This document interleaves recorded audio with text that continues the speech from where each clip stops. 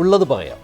സുരേഷ് ഗോപിയെ വേട്ടയാടൽ UDFും LDFും അവസാനിപ്പിക്കുന്നില്ല. 3ാം സ്ഥാനത്തേക്ക് പോകും എന്ന് പരിഹസിച്ചയാൾ 75,000 എന്ന മോഹിപ്പിക്കുന്ന ഭൂരിപക്ഷത്തിൽ ജയിച്ചപ്പോൾ മുതൽ തുടങ്ങിയ ആരോപണങ്ങൾ ഇപ്പോൾ കൃത്രിമമായി വോട്ടർമാരെ ചേർത്തതുകൊണ്ടാണെന്ന ആവർത്തന വിരസതയിൽ എത്തി നിൽക്കുന്നു. മത്സരിക്കുന്ന സ്ഥാനാർത്ഥി മണ്ഡലത്തിൽ വോട്ട് ചേർത്തുകൂടാ എന്ന് പറഞ്ഞ് തെറ്റിദ്ധരിപ്പിക്കാൻ പോലും നേതാക്കൾക്ക് മടിയില്ല. I, Suresh Gopi, do swear in the name of God that I will bear true faith and allegiance to the Constitution of India as by law established.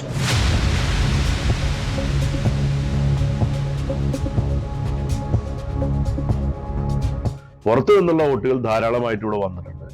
ആ വോട്ടുകൾ വരുന്നതിന് ആവശ്യമായ രീതിയിലുള്ള ലഘൂകരിച്ച സമീപനം ഇലക്ഷൻ കമ്മീഷൻ എടുത്തിട്ടുണ്ട്. പലതരത്തിലും പല പുറത്തു നിന്ന് തന്നെ ധാരാളം ആളുകൾ ഇവിടെ വോട്ട് ചേർത്തി എന്നുള്ള പരാതികൾ ഞങ്ങൾ തന്നെ അന്ന് ബഹുമാനപ്പെട്ട ഇലക്ഷൻ കമ്മീഷന് കൊടുക്കുകയുണ്ടായി. എന്ന് മാത്രമല്ല, അന്ന് വോട്ട് ചേർക്കപ്പെട്ട ആളുകളെ വോട്ട് തടയുന്ന സന്ദർഭത്തിൽ അന്ന് കലക്ടർ നൽകിയ ഒരു മറുപടി, വോട്ടേഴ്സ് ലിസ്റ്റിൽ പേരുണ്ടെങ്കിൽ ആ ആൾക്ക് വോട്ട് ചെയ്യാൻ അധികാരമുണ്ട്, ആ ഒറ്റ കാര്യം മാത്രമേ ഉള്ളൂ, അയാൾ തന്നെയാണോ അതെന്ന് തെളിയിക്കേണ്ട ഉത്തരവാദിത്വം മാത്രമേ ഉള്ളൂ എന്നാണ് അന്ന് കലക്ടർ അന്ന് സൂചിപ്പിച്ച ഒരു കാര്യം. ആ തരത്തിൽ തന്നെയുള്ള ഒട്ടനവധി കാര്യങ്ങൾ നടന്നിട്ടുണ്ട്. ശാസ്ത്രമംഗലത്തുകാരാണ് പതിയെ അവിടെ വോട്ട് ചേർത്ത്. കാരണം സുരേഷ് ഗോപിയായിട്ട് ബന്ധപ്പെട്ട ഇവിടെയുള്ള എല്ലാവരും അവിടെ വോട്ട് ചേർത്തിട്ടുണ്ട് തൃശ്ശൂര്. ഇനിയിപ്പോൾ തൃശ്ശൂർ അവർ ചേർത്ത അഡ്രസ്സ് നിലവിലുണ്ടോ എന്ന് ആദ്യം പരിശോധിക്കണം. കാരണം അന്ന് സ്ഥാനാർത്ഥിയായിരുന്ന സുരേഷ് ഗോപി താമസിച്ച ഒരു വാടക വീടാണ്. ആ വീട് ഞാൻ മനസ്സിലാക്കുന്നത് അന്ന് തന്നെ ഇലക്ഷൻ വന്നപ്പോൾ തന്നെ ആ വീട് മാറിയിട്ടുണ്ടെന്നാണ് മനസ്സിലാക്കുന്നത്. രാഹുൽ ഗാന്ധിയുടെ വോട്ട് ചോരി വെളിപ്പെടുത്തൽ വന്നപ്പോൾ പഴയ ഈ ആരോപണം പൊടി തട്ടിയെടുത്തത് K. മുരളീധരനും VS സുനിൽകുമാറും. ഞെട്ടിപ്പിക്കുന്ന തോൽവിയിൽ നിന്ന് ഇതുവരെ മുക്തരായിട്ടില്ല രണ്ടുപേരും. സുനിലിനേക്കാൾ മുരളീധരനാണ് നഷ്ടമുണ്ടായത്. ഉള്ള പദവികൾ എല്ലാം പോയി MLA ആയി തിരിച്ചു വരാനുള്ള ഞാണിന്മേൽ കളി നടത്തേണ്ടി വന്നിരിക്കുകയാണ്. എന്തുകൊണ്ട് സുരേഷ് ഗോപി ജയിച്ചു എന്ന് ഇതിനകം രണ്ട് മുന്നണികളും വിലയിരുത്തിയിട്ടുണ്ട്. കോൺഗ്രസിലാകട്ടെ തോൽപ്പിച്ചതാണെന്ന മുരളീധരന്റെ പരാതി ചില്ലറ പ്രശ്നമല്ല ഉണ്ടാക്കിയത്. പൂരം കലക്കലും MR അജിത് കുമാറും കരുവന്നൂർ ബാങ്ക് തട്ടിപ്പും മുരളീധരനെ ആനയിച്ചു കൊണ്ടുവന്നു വെട്ടിയതുമൊക്കെ BJP വിജയത്തിന് പിന്നിലുണ്ട്.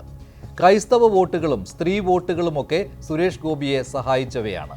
മോദിയും അമിത്ഷായും തൃശൂരിൽ പലതവണ വന്നുപോയതും രാഷ്ട്രീയ കേരളം കണ്ടതാണ്. സുരേഷ് ഗോപി ജയിച്ചു വരാനുള്ള സാഹചര്യം ഒരുക്കിയതിൽ UDFനും LDFനും ഒക്കെ ഉത്തരവാദിത്വവുമുണ്ട്.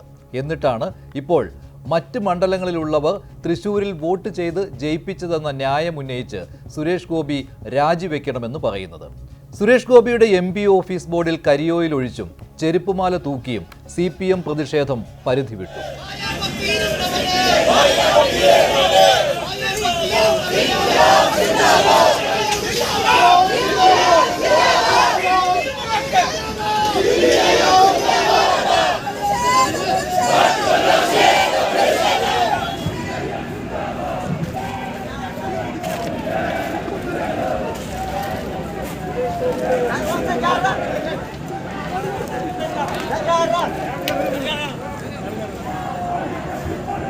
എന്റെ ഒരു വ്യക്തിപരമായ ഒരു പ്രശ്നം മാത്രമാണത്. എനിക്ക് ഇത്രയെങ്കിലും ചെയ്യാൻ പറ്റുന്നുള്ള മാത്രമല്ല ആശ്വാസം. ഇല്ല, കുഴപ്പമില്ല. ഒരു പൊതുപ്രവർത്തകൻ എന്ന രീതിയിലും ഒരു വോട്ട് ചെയ്യുന്ന ഒരു വ്യക്തി എന്നുള്ള രീതിയിലും എനിക്ക് ഇത്രയെങ്കിലും ചെയ്യാൻ പറ്റുന്നുള്ള ഒരു മാത്രം. ഉൾപ്പെടെ എല്ലാവരും പറയേണ്ടത് എന്താ ഈ സംഭവിച്ചത്? അവരാണ് അവരുടെ കുടുംബക്കാരും അവരുമാണ് RSS നേതാക്കന്മാർ ഉൾപ്പെടെയാണ് അത് അവിടെയും ഇവിടെയും വോട്ട് ഉണ്ടാകുക എന്നുള്ളതാണ് എൻ്റെ അർത്ഥം. അപ്പോൾ ഒരു ഇലക്ഷൻ അട്ടിമറി പോലെ തന്നെയാണ് ഉപയോഗിക്കുക. അത് ഗൗരവമായ അന്വേഷണവും പരിശോധനയും. BJP പ്രതിക്കൂട്ടിൽ നിൽക്കുകയാണ് രാജ്യത്ത് ഉടനീളം. സംസ്ഥാനത്ത് തൃശ്ശൂരിലെ കേസിൽ അവർ പ്രതിക്കൂട്ടിൽ നിൽക്കുകയാണ്. അപ്പൊ അവര് തെറ്റ് ചെയ്തിട്ടില്ലെങ്കിൽ അവർ പറയട്ടെ, ഞങ്ങളൊന്നും മിണ്ടില്ല, നിങ്ങൾ ഞങ്ങളോട് ചോദിക്കാൻ നിൽക്കണ്ട എന്ന് പറയുന്നത് ഉത്തരവാദിത്തപ്പെട്ട സ്ഥാനങ്ങളിൽ ഇരിക്കുന്നവർക്ക് ചോദിച്ചാൽ എല്ലാ പാർട്ടിക്കും ഒരു അവകാശമുണ്ട്. ഇലക്ഷൻ കമ്മീഷൻ എല്ലാ ഇലക്ഷന്റെ മുമ്പ്, തെരഞ്ഞെടുപ്പിന് മുമ്പ് ഈ ഇലക്ടറൽ റോൾസ് പബ്ലിഷ് ചെയ്യുന്ന ഒരു രീതി നമുക്ക് എല്ലാവർക്കും അറിയാം. പക്ഷേ ഇവർക്കാർ അത് അവർ പഠിച്ചിട്ടില്ല, അല്ലെങ്കിൽ പഠിച്ചിട്ടുണ്ടെങ്കിൽ അത് പുറത്ത് പറയുന്നില്ല. ഇതെല്ലാം ആ പാർട്ടിയിലിപ്പോ എല്ലാവർക്കും കുറച്ച് ബുദ്ധിമുട്ടുണ്ട്. അത് കൃത്യമായിട്ട് എല്ലാവർക്കും അറിയാം. BJPയുടെ സമ്മർദ്ദത്തിൽ തെരഞ്ഞെടുപ്പ് കമ്മീഷനാണ് സുരേഷ് ഗോപിക്കായി വോട്ട് ചേർക്കാൻ സഹായിച്ചു എന്നൊക്കെ പറയുന്നതിൽ സാങ്കേതികമായി ഒരുപാട് വൈരുദ്ധ്യങ്ങളുണ്ട്. വോട്ടർ പട്ടിക തയ്യാറാക്കുന്നതും സംസ്ഥാനത്തെ ഉദ്യോഗസ്ഥരാണ്. താഴെയുള്ള BLOമാർ റവന്യൂ വകുപ്പിന് കീഴിൽ ഉള്ളവരാണ്. ഓരോ പാർട്ടിക്കും BLAമാരുണ്ട്. ഇവരെല്ലാം സുരേഷ് ഗോപിക്കായി കണ്ണടച്ചു എന്ന് പറഞ്ഞാൽ വിശ്വസിക്കാൻ ബുദ്ധിമുട്ടാണ്. മറ്റ് മണ്ഡലങ്ങളിൽ നിന്ന് വന്ന് BJPക്കാർ പേര് ചേർത്തിട്ടുണ്ട്. അതിന് തെരഞ്ഞെടുപ്പ് കമ്മീഷൻ പറയുന്ന വ്യവസ്ഥകൾ പ്രകാരം രേഖകൾ നൽകിയിരുന്നില്ലെങ്കിൽ ഈ ജീവനക്കാരും പാർട്ടി ഏജന്റുമാരും എന്ത് നോക്കിയിരിക്കുകയായിരുന്നു? തെരഞ്ഞെടുപ്പ് സമയത്ത് വോട്ടർ പട്ടികയിൽ പേര് ചേർപ്പിക്കുന്നത് സംഘടനാ പ്രവർത്തനത്തിന്റെ ഭാഗമായി എല്ലാ പാർട്ടിക്കാരും ചെയ്യുന്നതാണെന്ന് ജനങ്ങൾക്കറിയാം. ഈ രാജ്യത്ത് ആർക്കും എവിടെയും പോയി താമസിക്കാനുള്ള സ്വാതന്ത്ര്യമുണ്ട്. ഒരു സ്ഥലത്ത് ഒരാൾ ചെന്ന് താമസിക്കുന്നു. ആ താമസിച്ചതിന് ശേഷം അയാൾ അവിടെ വോട്ടർ പട്ടികയിൽ പേര് ചേർക്കാൻ വേണ്ടി അപേക്ഷ കൊടുക്കുന്നു. ആരാ ഇത് പരിശോധിച്ചത് അവിടുത്തെ തെരഞ്ഞെടുപ്പ് സംവിധാനത്തിന്റെ ഭാഗമായിട്ടുള്ള ഉദ്യോഗസ്ഥന്മാർ ആരാ? സംസ്ഥാന സർക്കാരിലെ ഉദ്യോഗസ്ഥന്മാരാണ്. കേരള ഗവൺമെന്റിന്റെ ഉദ്യോഗസ്ഥന്മാരാണ് ഇത് മുഴുവൻ പരിശോധിച്ചത്. ഇലക്ടറൽ ഓഫീസർ എന്ന് പറയുന്നത് ജില്ലാ കളക്ടറാണ്.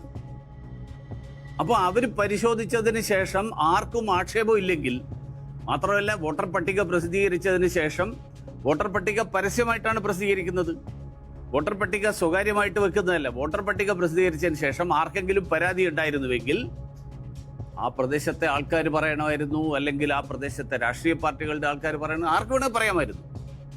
ഇതാരും പറഞ്ഞിട്ടില്ല. ഇപ്പോൾ സുരേഷ് ഗോപി ജയിച്ചത് ഇങ്ങനെ ഒരു 11 ആളുടെ പേരാണ് ഞാൻ ഈ കഴിഞ്ഞ ദിവസം ഏതോ പത്രങ്ങളിൽ കണ്ടു. 75,000 വോട്ടിന് ജയിച്ച ആള് ഇനി 11 പേര് കള്ള വോട്ടാണെന്ന് തന്നെ ഇരിക്കട്ടെ, അദ്ദേഹത്തിന്റെ ജയം ഇല്ലാതാവില്ലല്ലോ. 2029 ഉണ്ടാവും, 2034 സുരേഷ് ഗോപി ഇവിടെ തന്നെ ഉണ്ടാവും. ഇനിയും വോട്ട് ചേർക്കും, ഇനിയും ജയിക്കും. കൂറുനാലികൾ ഓലിയിടുക, നെറ്റിപ്പട്ടം കെട്ടിയ ഗജവീരൻ ഇവിടെ തന്നെ ഉണ്ടാവും. പാർട്ടിയല്ലല്ലേ, പാർട്ടി പറയേണ്ട കാര്യങ്ങൾ പാർട്ടി പറയും. അതിനാണല്ലോ ഞങ്ങൾ ഇവിടെ ഇരിക്കുന്നത്. പാർട്ടിയാണ് തെരഞ്ഞെടുപ്പ് നടത്തിയത്.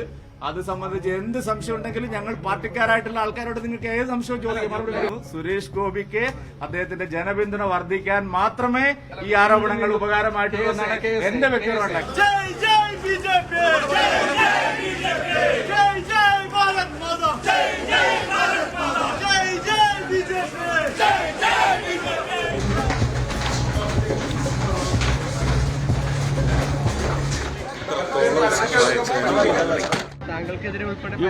ഇവിടുന്ന് കുറച്ച് വാനരന്മാർ ഇറങ്ങിയല്ലോ, ഒരു ഉന്നയിക്കലുമായിട്ട്.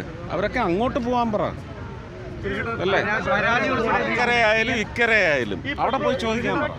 തൃശൂരിൽ 3 മുന്നണികളുടെയും സ്ഥാനാർത്ഥികളെ പരിശോധിച്ചാൽ നേരത്തെ തെരഞ്ഞെടുപ്പ് ജോലികളിലേക്ക് കടന്നത് BJPയാണ്.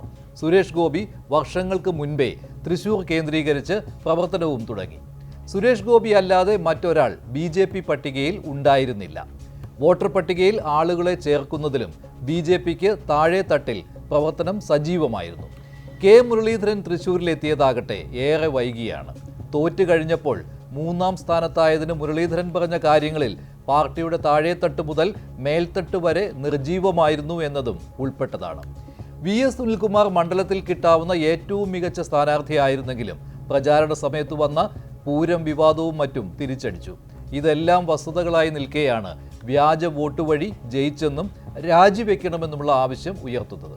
22/1/2024 പിന്നെ വോട്ടർ പട്ടിക പുറത്തിറങ്ങിയ ശേഷം 4/4/2024 മറ്റൊരു വോട്ടർ പട്ടിക കൂടി പുറത്തിറങ്ങിയിട്ടുണ്ട്. ഈ കാലഘട്ടത്തിൽ വോട്ടർമാരെ ചേർക്കുന്നതുമായി ബന്ധപ്പെട്ടുകൊണ്ട് നിയമപ്രകാരം പാലിക്കേണ്ടതായിട്ടുള്ള യാതൊരു നടപടികളും സ്വീകരിക്കാതെയാണ് ആ നിയമ നടപടിയെ സംബന്ധിച്ചുള്ള പ്രൊസീഡിംഗ്സ് ഏതൊക്കെയാണെന്നുള്ളത് ഞാൻ കൊടുത്തിരിക്കുന്ന വിശദീകരണത്തിൽ വളരെ വിശദമായി പറഞ്ഞു. 30,000-നും 60,000-നും ഇടയ്ക്കുള്ള വോട്ട് ചേർത്തു എന്ന് പറയുമ്പോൾ ഇതുപോലുള്ള ഒരുപാട് അധികമാരാണ് 30,000-നും 60,000-നും എന്റെ വോട്ടേഴ്സിന് വന്നിട്ടുള്ളത്. ഇത്ര വോട്ടേഴ്സിലുള്ള മലബാരവും കള്ളത്തരവും ഇതുവരെ കേരളം കണ്ടി. അദ്ദേഹത്തിന്റെ ഈ പേരിൽ ക്രിമിനൽ കേസ് എടുക്കണം, വോട്ട് റദ്ദാക്കണം.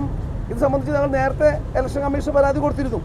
പക്ഷെ അന്ന് ആ പരാതി വേണ്ട പോലെ ജില്ലാ ഇലക്ഷൻ ഓഫീസറായ ജില്ലാ കളക്ടർ പരിഗണിച്ചിരുന്നില്ല. ഇപ്പോൾ ഞങ്ങളത് ക്രിമിനൽ കേസ് എടുക്കണമെന്ന് പറഞ്ഞു കൊടുത്തിരിക്കുകയാണ്.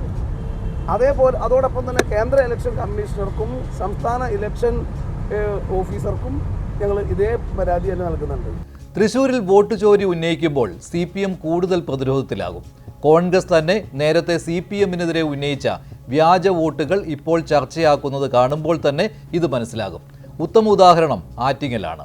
അടൂർ പ്രകാശ് നടത്തിയ ഇടപെടലാണ് വോട്ടർ പട്ടികയിൽ 1,14,000 വ്യാജ വോട്ടുകൾ പുറത്തെത്താൻ കാരണമായത്. അതിൽ 40% അന്ന് പോൾ ചെയ്തിരുന്നുവെങ്കിൽ 2019 അടൂർ പ്രകാശിനെതിരെ A. സമ്പത്ത് ജയിച്ചേനെ. 1,14,000 വോട്ടിന്റെ കള്ളവോട്ടുകൾ കണ്ടെത്തി എന്ന് 2019 ഞാൻ പറഞ്ഞുവെങ്കിലും 2024 തെരഞ്ഞെടുപ്പ് വന്നപ്പോൾ അവിടെ കണ്ടെത്താൻ കഴിഞ്ഞിട്ടുള്ള വോട്ടുകളുടെ എണ്ണം ക്രമാതീതമായി ഒരുപാട് വർദ്ധിച്ചു. അപ്പോൾ വർദ്ധിച്ചു എന്ന് പറയുമ്പോൾ ഏതാണ്ട് 1,72,15 വോട്ടുകൾ ആയി അത് വർദ്ധിക്കും. നമുക്ക് തെരഞ്ഞെടുപ്പ് എന്ന് പറയുന്ന ആ ഒരു സംവിധാനത്തോട് പോലും സംശയത്തോടു കൂടി നോക്കിക്കാണേണ്ട ഒരു അവസ്ഥ വന്നു കഴിഞ്ഞാൽ പിന്നെ എന്താണ് ഈ രാജ്യത്തിൻ്റെ അവസ്ഥ? അപ്പോൾ ഇതേ കാര്യങ്ങൾ തന്നെ വീണ്ടും ഈ കേരളത്തിലും നമ്മൾ ആവർത്തിക്കുന്നു എന്ന് പറഞ്ഞു കഴിഞ്ഞാൽ തെരഞ്ഞെടുപ്പ് സിസ്റ്റം എന്ന് പറയുന്നതിനോടുള്ള ജനങ്ങളുടെ വിശ്വാസമല്ല നഷ്ടപ്പെടാൻ പോകുന്നത്. അപ്പോൾ ഇത് ഗൗരവമായി തെരഞ്ഞെടുപ്പ് കമ്മീഷൻ നോക്കേണ്ട ഒരു കാര്യമാണ്. ഞങ്ങൾ എത്രയോ പ്രാവശ്യം പരാതി കൊടുത്തതാണ് തെരഞ്ഞെടുപ്പ് കമ്മീഷൻ. ഇതെല്ലാം ബൂമറാങ് പോലെ CPMനെതിരെ വന്നു തുടങ്ങിയിട്ടുണ്ട്. ഒപ്പം തദ്ദേശ സ്ഥാപനങ്ങളിൽ ഒരേ വിലാസത്തിലുള്ള നിരവധി വോട്ട് ചേർക്കലുകളും. വോട്ടർ പട്ടികയിൽ പേര് ആവർത്തിച്ചിരിക്കുന്നത് തൃശ്ശൂരിൽ മാത്രമല്ല. രമേശ് ചെന്നിത്തലയുടെ പേര് പോലും ആലപ്പുഴയിൽ 2 കാണാം. സുരേഷ് ഗോപിയുടെ വിജയം ഇനിയെങ്കിലും UDFും LDFും അംഗീകരിക്കണം. സുരേഷ് ഗോപിക്ക് വിജയിക്കാനുള്ള സാഹചര്യം ഇനി ആവർത്തിക്കാതിരിക്കാനാണ് മുന്നണികൾ നോക്കേണ്ടത്. അതല്ലാതെ കൊതിക്കെറിവ് പറയുകയല്ല വേണ്ടത്.